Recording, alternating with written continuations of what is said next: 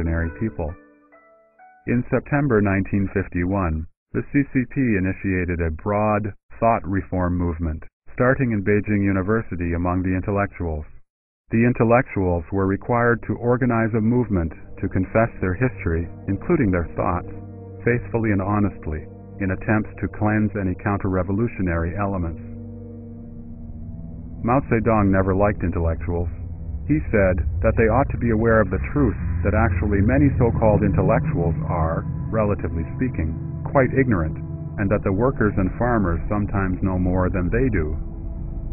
Mao also said, compared with the workers and peasants, to the CCP, the intellectuals are dirty, and in the last analysis, the workers and peasants are the cleanest people, even though their hands are covered with dirt and their feet are smeared with cow dung.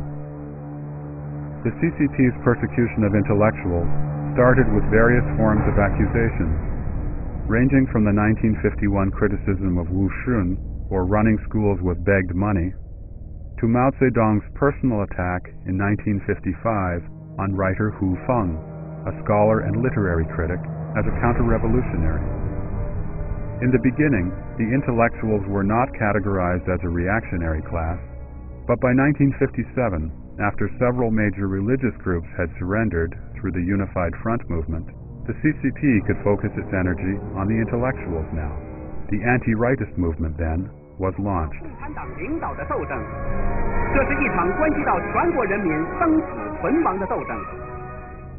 At the end of February 1957, claiming to let 100 flowers bloom and 100 schools of thought contend, the CCP called on intellectuals to voice their suggestions and criticisms of the party, promising no retaliation.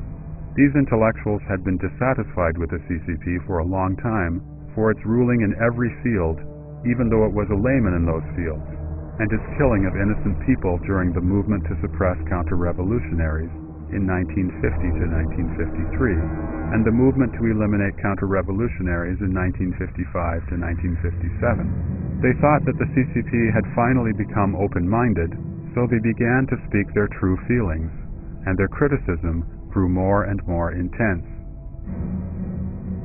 Many years later, there are still many people who believe that Mao Zedong only started to attack the intellectuals after becoming impatient with their overly harsh criticisms. The truth, however, turned out to be different. On May 15, 1957, Mao Zedong wrote an article entitled, "Things Are Beginning to Change," and circulated it among senior CCP officials. The article said, "In recent days, the rightists have shown themselves to be most determined and most rabid. The rightists, who are anti-communist, are making a desperate attempt to stir up a typhoon above Force 7 in China, and are so bent on destroying the Communist Party." After that, the officials who had been indifferent to the Let 100 Flowers Bloom and 100 Schools of Thought Contend campaign suddenly became enthusiastic and earnest.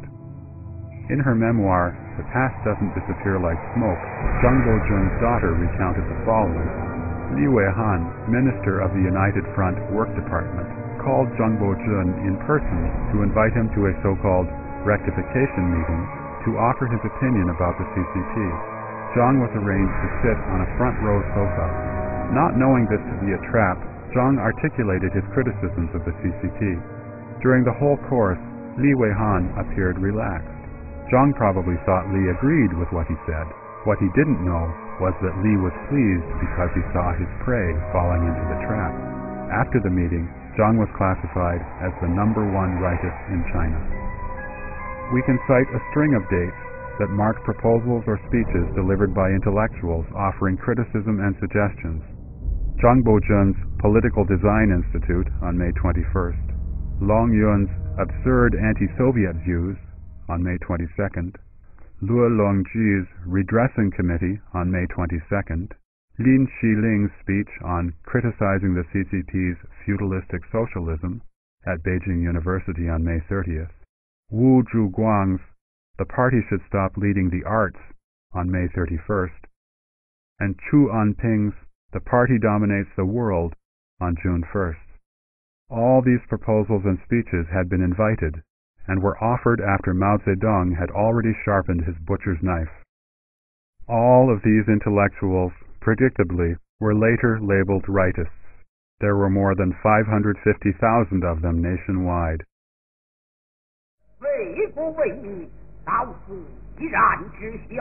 Chinese tradition has it that scholars can be killed but cannot be humiliated.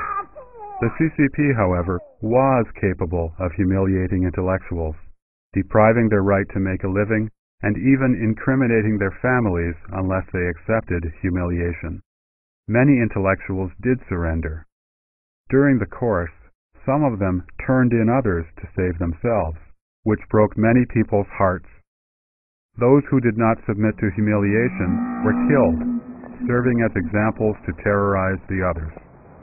Thus, the intellectuals, the traditional scholarly class, the exemplars of social morality, were obliterated. Mao Zedong said, "What can Emperor Qin Shi Huang brag about? He only killed 460 Confucian scholars, but we killed 46,000 intellectuals. In our suppression of counter-revolutionaries, didn't we kill some counter-revolutionary intellectuals as well?" I argued with the pro-democratic people who accused us of acting like Emperor Qin Shi Huang. I said they were wrong. We surpassed him by 100 times. Indeed, Mao did more than kill the intellectuals. Even worse, he destroyed their minds and hearts.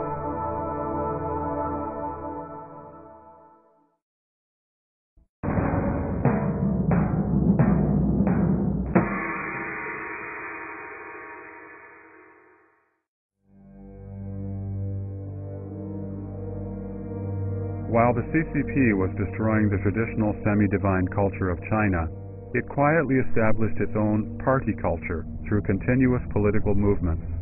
As one of the CCP's classic documents, Mao's speech at the Yan'an Forum on Literature and Arts named cultural endeavors and the military as the two battlefronts. It stated that it was not enough to have just the armed military, an army of literary arts was also needed. It stipulated that the literary arts should serve politics, and the literary arts of the proletariat class are the gears and screws of the revolutionary machine. A complete system of party culture was developed out of this, with supporting the CCP the ultimate goal, and with atheism and class struggle at the core. This system goes completely against traditional culture and penetrates every aspect of people's life. It formed an environment of terror and despotism for the party, so that the possessing evil specter could control people even more tightly.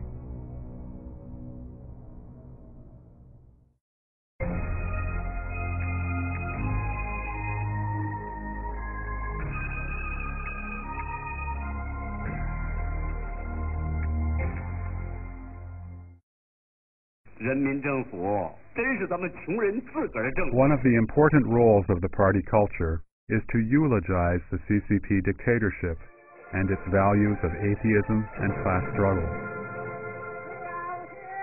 People who experienced the Cultural Revolution might still remember vividly the model play of modern operas, the songs with Mao's words and lyrics, and the loyalty dance.